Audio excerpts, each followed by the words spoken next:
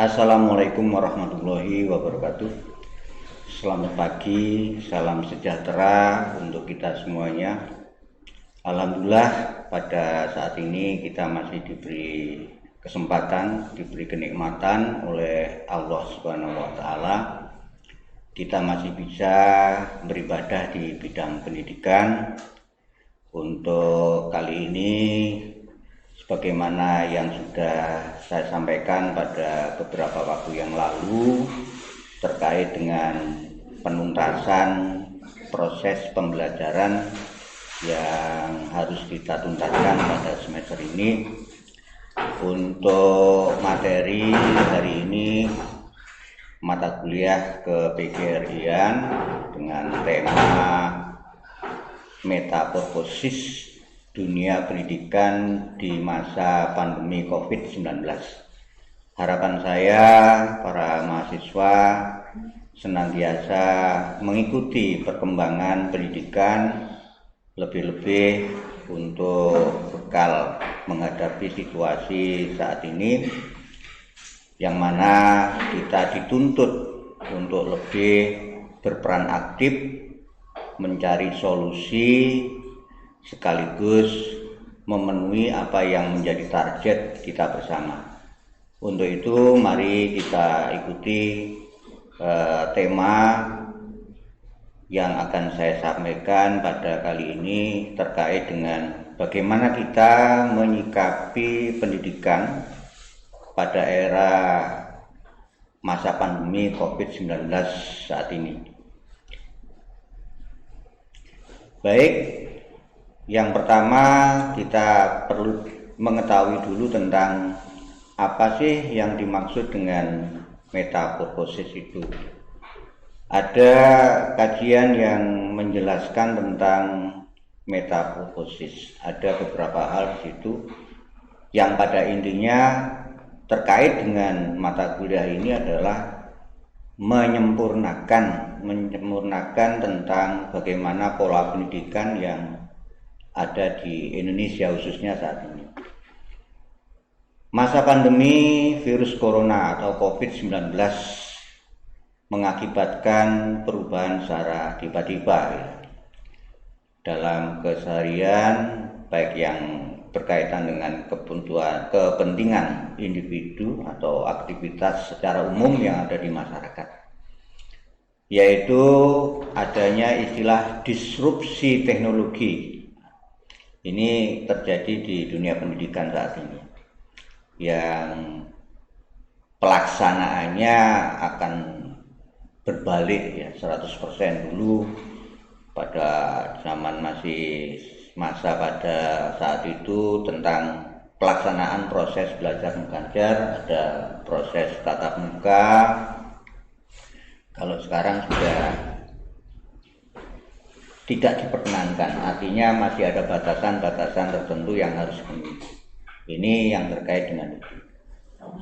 Di dalam menyikapi ini kita harus pandai-pandai mengambil hikmah apa yang terjadi saat ini. Ada 3 hal yang menyangkut tentang kita harus menyikapi bagaimana seharusnya kita belajar.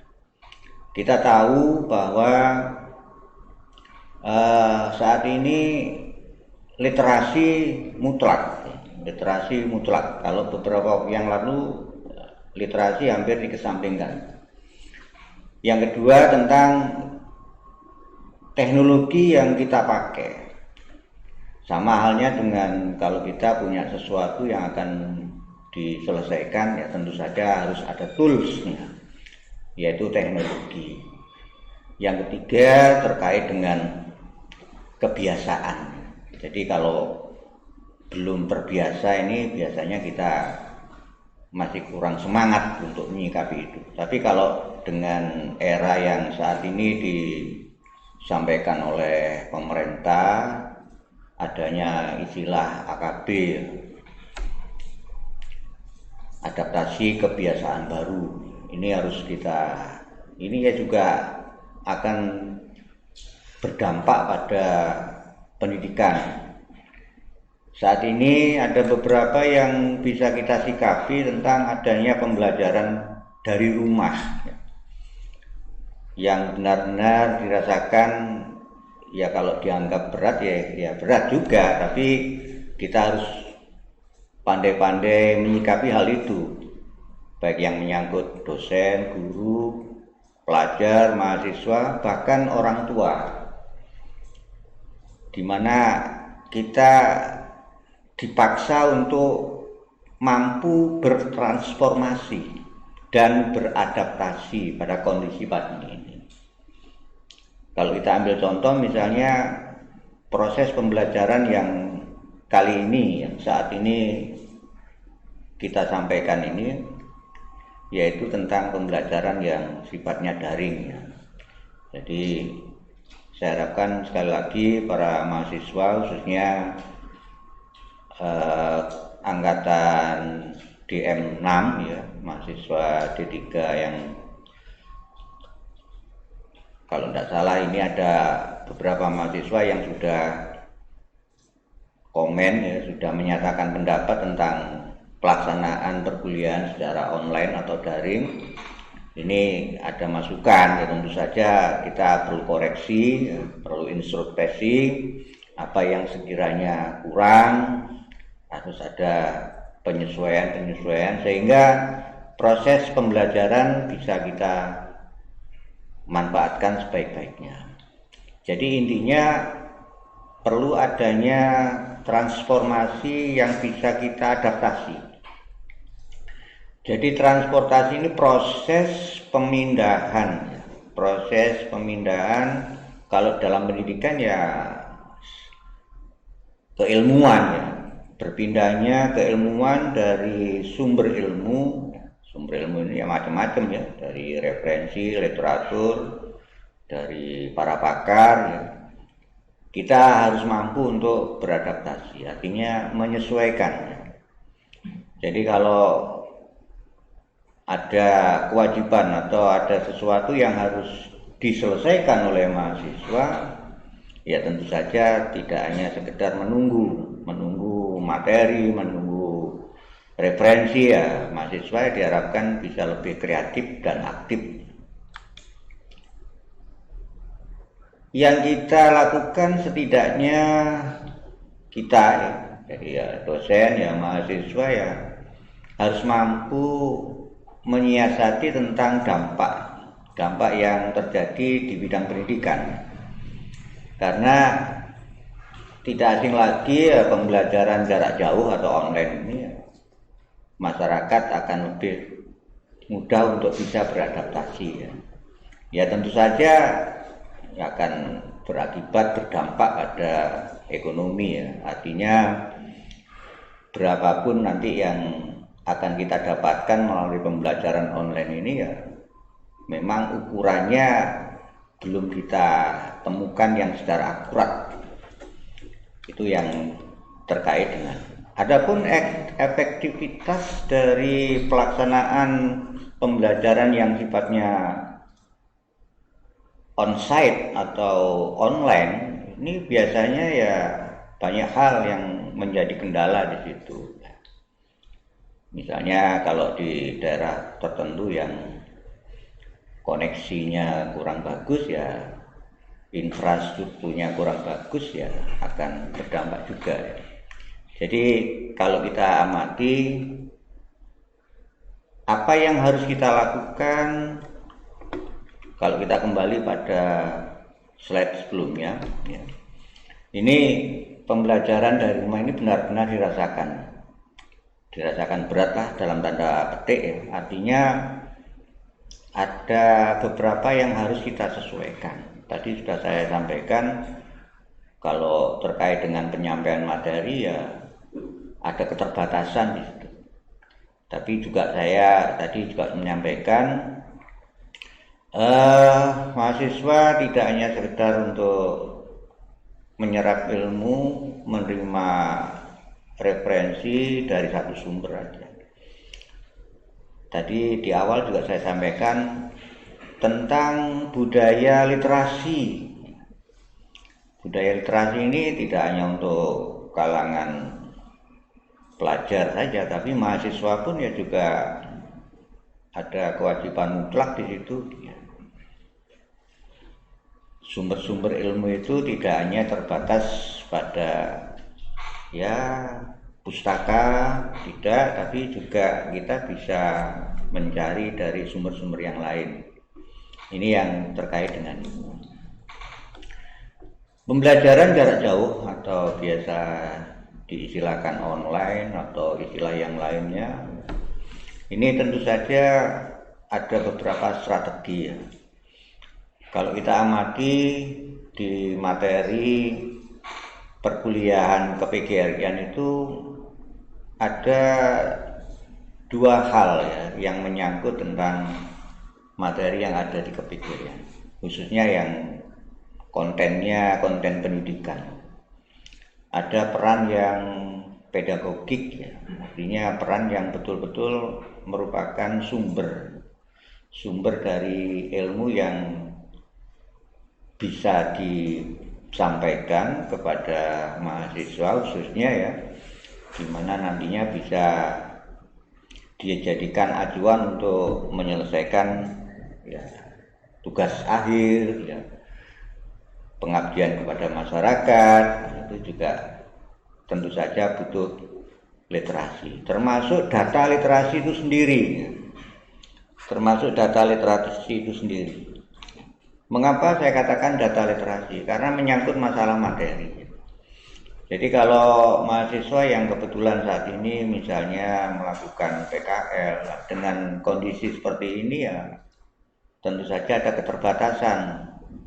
Bahkan lembaga Stikom sudah menyikapi hal itu ya,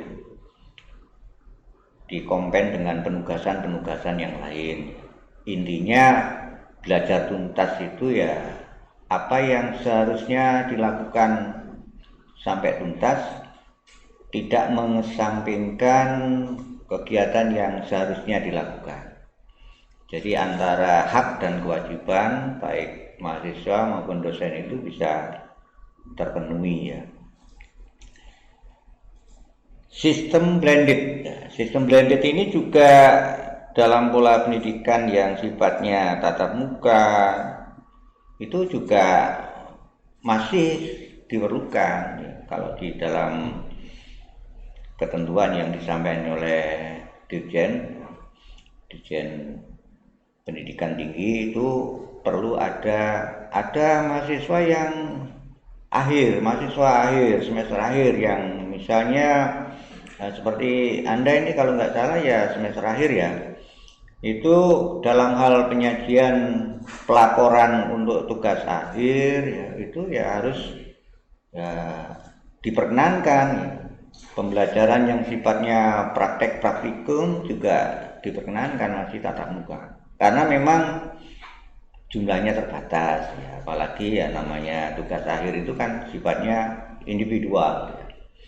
Nah, tentu saja protokol kesehatan ya dalam hal ini kalau sudah berbicara masalah pandemi itu tidak lepas dari ya harus cuci tangan, harus jaga jarak, ya diukur suhu tubuhnya dan lain sebagainya, menjaga lingkungan dan sebagainya. Ini tetap alhamdulillah Stikom sudah memenuhi persyaratan seperti itu, apa yang telah dipersyaratkan oleh pemerintah, oleh dinas kesehatan, oleh satuan tugas, gugus tugas.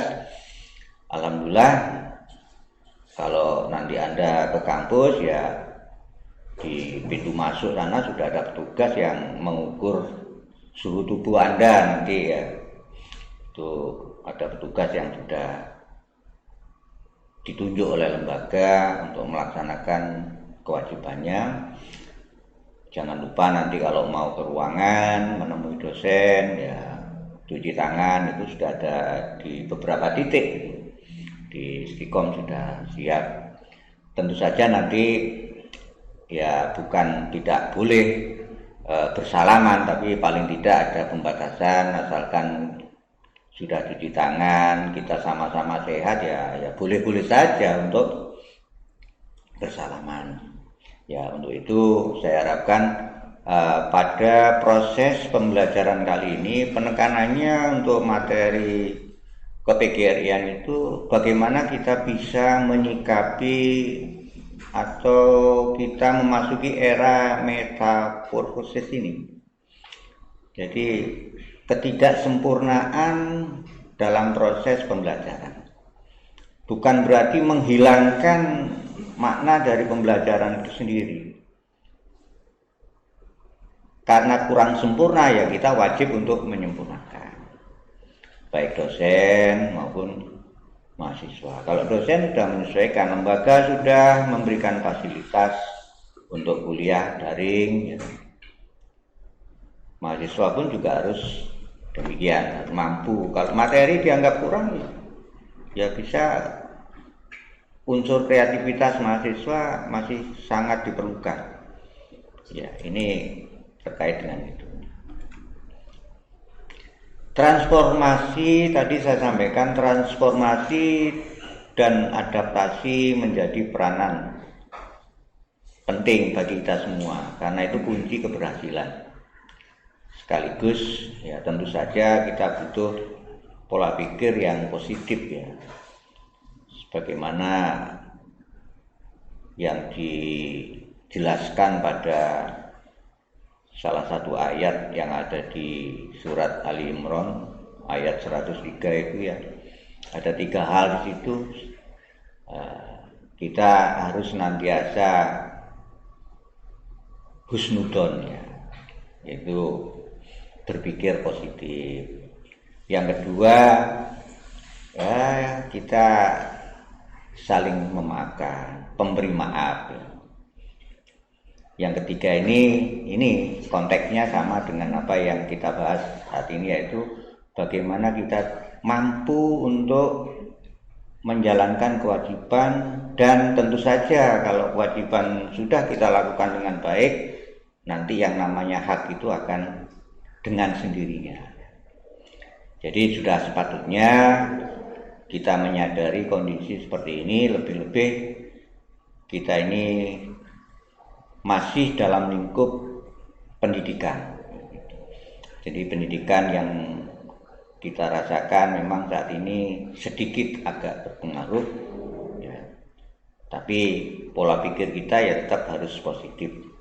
Ya buktinya di segala tingkatan sekolah ya juga sudah menyelesaikan, yang sudah menjalankan kelulusan, ya sudah menjalankan kenaikan kelas. Untuk di Istiqom ini ya insya Allah nanti dalam beberapa waktu ke depan kita selesaikan tugas-tugas kewajiban lembaga yang merupakan hak mahasiswa. Misalnya mahasiswa yang sudah selesai ya insya Allah nanti dalam waktu dekat kita laksanakan wisuda, yang sudah selesai skripsinya, tugas akhirnya ya kita uji dan sebagainya. Jadi harapan saya, saudara sebagai mahasiswa, saya harapkan lebih kreatif dan lebih arif dalam menyikapi pandemi COVID-19 saat ini, yang insya Allah sudah kita saat ini sudah memasuki new normal ya, new normal atau dalam bahasa itu ya AKB itu ya, adaptasi kebiasaan yang baru. Saya kira pertemuan tatap muka melalui daring ya, bukan tatap muka ya, daring ya. Ini untuk kali ini cukup sekian saja dulu. Nanti minggu depan akan saya sampaikan lagi terkait dengan bagaimana kita bertransformasi yang membuahkan dampak yang positif. Mudah-mudahan mahasiswa, mudah-mudahan kita semuanya oleh Allah masih diberi kenikmatan untuk menikmati sehat ya. Kenikmatan yang tidak bernilai itu sangat luar biasa. Kita harus sehat, tetap optimis ya, memasuki kehidupan ini. Terima kasih. Wabillahi taufiq wal hidayah. Wassalamualaikum warahmatullahi wabarakatuh.